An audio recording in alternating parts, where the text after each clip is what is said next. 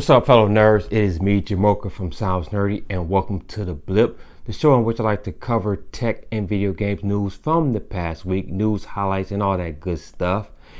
As always, I like to kick things off with what I like to call the Tech 5, counting down the 5 top stories from this past week, on down to the number 1 topic, which will be the topic of the show. I will dive into that topic in a little more detail. After that, I like to cover what's new in tech. If there's something new, some new gadgets, some new technology, I will cover it. It may not be new to some of you out there, but if it's new to me, I'm going to cover it. And last but not least, what the hell? If there was a head-scratching event, a decision made by some tech or tech person, I will get into that. And let's get things started off. All right, ladies and germs, starting off at number 5. Google wants to kill off passwords for logging into your Android smartphone. All right, let's go down to the article here. This is brought to you by ZDNet. Google believes it can eliminate the tedium of having to enter a password for your smartphone, and banks will be the first to trial this experimental log-on method, with plans for a more general scheme to be rolled out to others by the end of the year. This was announced during the Google's I/O press conference, which took place about a week and a half ago. What Google is doing in a scheme known as Project Abacus is working on a system which replaces you using a password or PIN to unlock the phone with one that uses biometric data or other information. Google is working to develop the Trust API, which determines a trust score using data such as location, facial recognition, and typing patterns to determine if the user is indeed who they say they are, then allowing them access to the required application if the criteria is met. So it's looking to make your login process less tedious and also a little bit more secure by using some biometric stuff. So I think that should be pretty good. I'm always a little concerned about biometric data being saved or kept on Google servers. So we'll see how they handle that in their privacy statement. All right. Item number 4 this week, E3 launches a new side event to stay relevant and avoid dying. This article is brought to you by TechCrunch. E3 Live, which is the name of the event that the ESA is holding.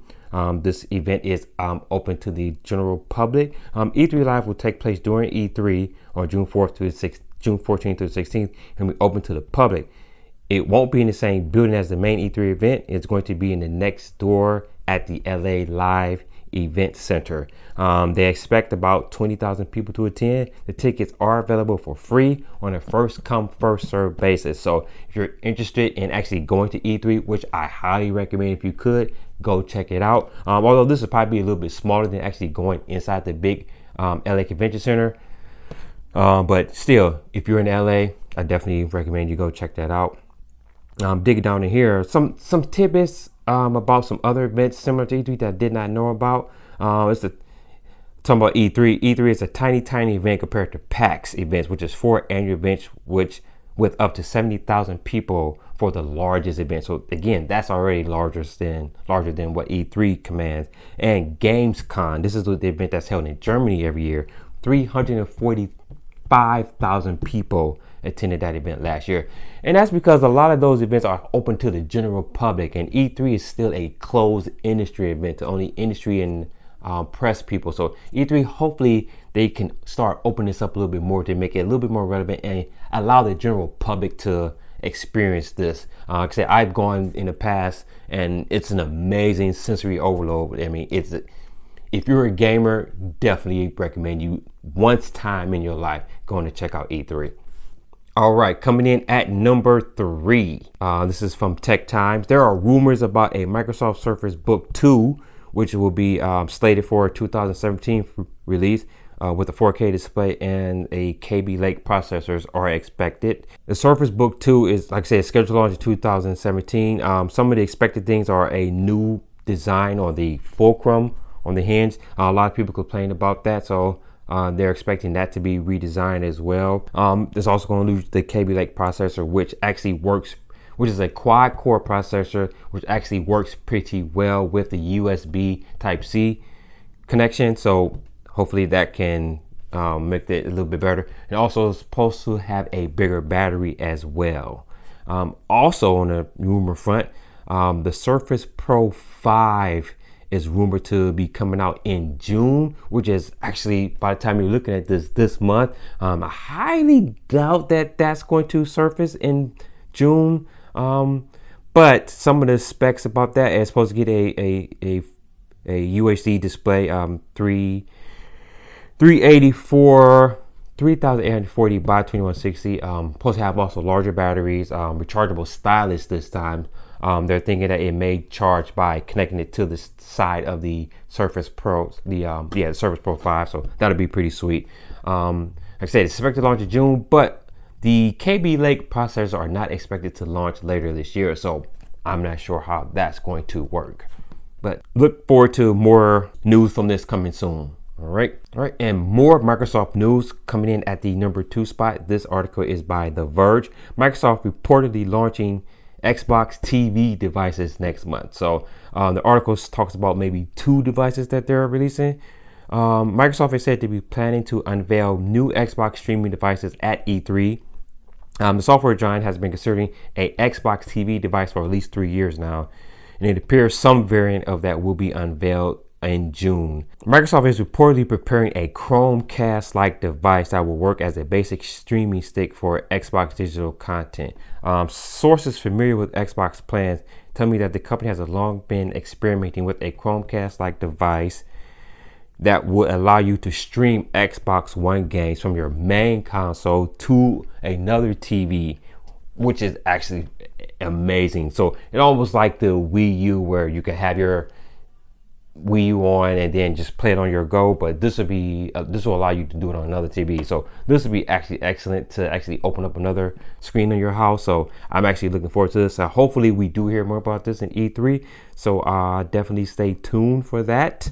And for the number 1 topic this week, Pebble is releasing 3 new products: the Pebble Time 2, the Pebble 2, and the Pebble Core. So let's dig into that. This is by PC World, this article. After a pair of successful Kickstarter campaigns, Pebble is launching 3 products with this 3rd Kickstarter campaign. This Kickstarter actually, I think as of right now, is over $8 million that they've raised so far. So they are kicking butt on the Kickstarter. So good job by them. The Pebble 2, just get into some details about the Pebble 2. It's going to be some software changes with it. They're calling this action. The company found that people didn't want to click through menus and apps in order to do something as simple as order an Uber or begin composing a text to a loved one. With the new software, when you press the up button, the watch will immediately display a series of actions.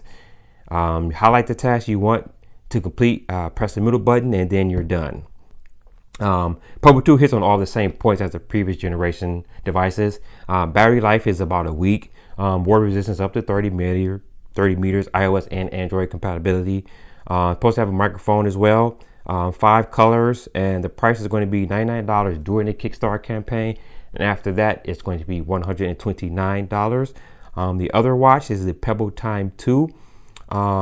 It improves on one of the features that it had before, so it's going to have a 50% larger screen this time, as well as a better backlight technology, so the screen will look better indoors. That as well is going to have a $10-day battery life, and it's going to be offered in 3 colors, and it's going to be priced at $169 during the Kickstarter and $199 after that, and that will ship in November, and the Pebble 2 will be shipping in September.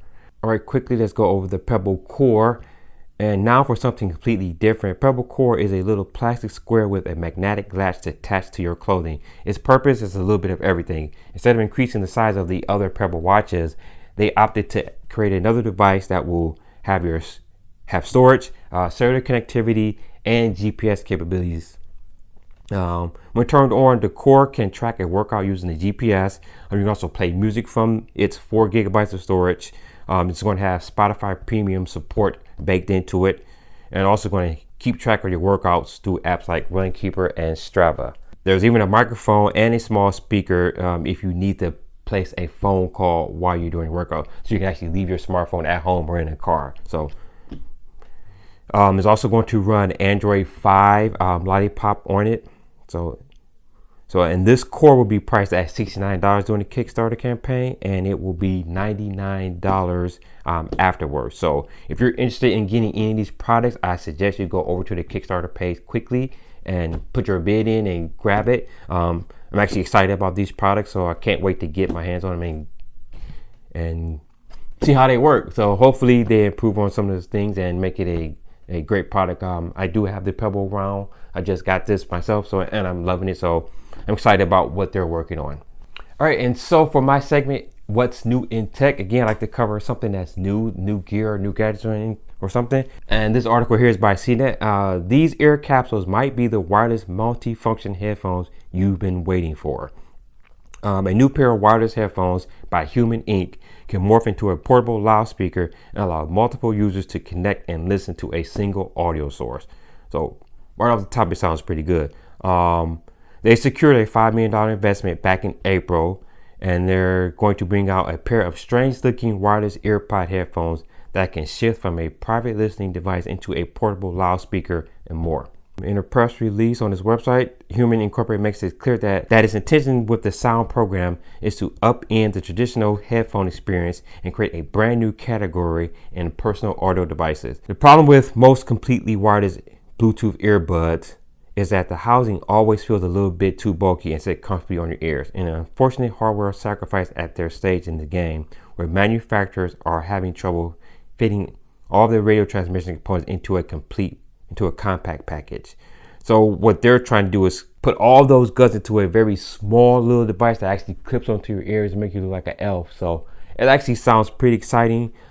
They're saying that they're going to roll out not updates, but updates to what they're doing every month until the end of the year. So I don't expect this to come out until 2017. So we keep our eyes and ears pierced for that one, and hopefully we can get our hands on that and let you know how it goes.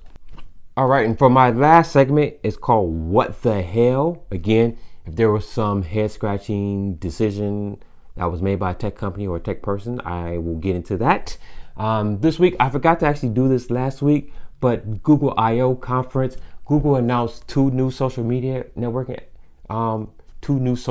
applications, Allo, which is a text messaging service, and Duo, which is a video messaging service. My question to Google is, what the hell are they doing? They're continuing to make new product upon new application, and they all pretty much do the same thing. Google has already dipped their toe into the messaging app. We have the Google Messaging. There are a number of other applications that actually do the same thing that they're doing with this. I don't understand why they just can't just continue to update those existing applications instead of having to fill up my cell phone with all these different applications. If I look on my cell phone, I see about 3 or 4 different messaging apps from Google. Then they also have Duo, which is a video messaging service, which is Hangouts. Again, why couldn't they just update Hangouts, call it Hangouts again or whatever, and then just continue to put those updates in those instead of creating something totally new? I don't know what they're doing. It looks like they're just picking pieces and parts from all their other applications and they keep continuing to make new ones. I don't know. Hopefully they don't continue this trend, but something tells me that they will. They'll come up with another messaging app in a few years, and then another video messaging app, and we'll have about a dozen or so of each on our cell phones. And that's my What's the Hell segment this week. All right, thank you, fellow nerds, for checking in and stopping by the Blip and checking out all your news and everything. If you want to get some more video game news, don't forget to check out Charles's, my partner, on the Sounds Nerdy channel. He has the Forever Nerdy show where he gets into the gaming news. So if you want more gaming news, make sure you check out that. I'll put a link here or there or somewhere. It'll be here. I want to thank you for checking out this video. If you like this video, make sure you hit that like button down below. Also subscribe to our channel as well. My name is Jamocha. You can follow me on Twitter at SNJamocha. Make sure you follow Sounds Nerdy on Twitter at Sounds Nerdy. And until the next video, guys, stay nerdy. I will rise to the top, rise to the top. I will never stop, I will never give up. You're my vision, I'm on a mission, and I don't need your permission. Rise to the top, rise to the top. the top. I will never stop, I will never give up.